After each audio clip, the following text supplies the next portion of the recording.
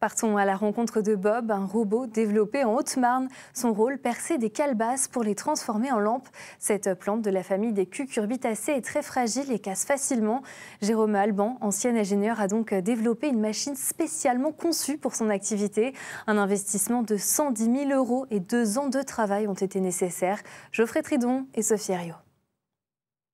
Lui, c'est Bob, une machine conçue uniquement pour percer cette cucurbitacée, des calebasses que cet artisan transforme en luminaires. Il y a 4 ans, il a créé Calbaterra. Aujourd'hui, avec son nouvel ami, il se lance un nouveau défi.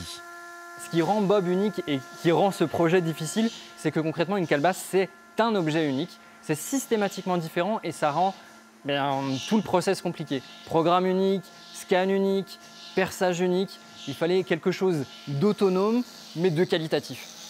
Ancien ingénieur reconverti, artisan, il revient à son cœur de métier lorsqu'il prend conscience des limites du travail à la main et à la chaîne. 2 ans plus tard, des logiciels et des codes informatiques donnent naissance à Bob. Donc ici, nous, on est dans le cerveau de Bob. Donc c'est là que je vais rentrer les données d'entrée qu'on a pu mesurer juste avant à mesurer les calebasses, l'emplacement de la calebasse. Le cerveau de Bob est bien plus profond. Là, c'est la première couche, c'est ce qui va dialoguer entre tous les logiciels avec lesquels on utilise. Par exemple, il y a un logiciel pour la vision, pour regarder la calebasse, voir à quoi elle ressemble. Il y a le logiciel du robot.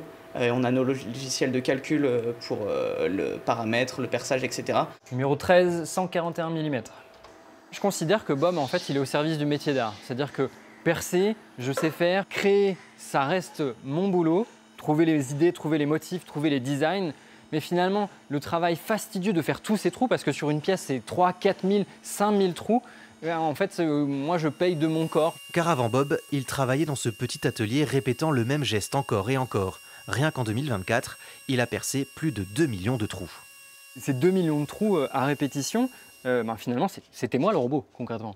C'était moi qui faisais tout le temps le même geste et surtout, c'est moi qui me suis blessé. Sans cette machine, il aurait tout simplement arrêté. Désormais, Jérôme peut poursuivre sa volonté de démocratiser un produit écologique. De 800 pièces à lui tout seul, il peut en produire jusqu'à 20 000 par an avec Bob.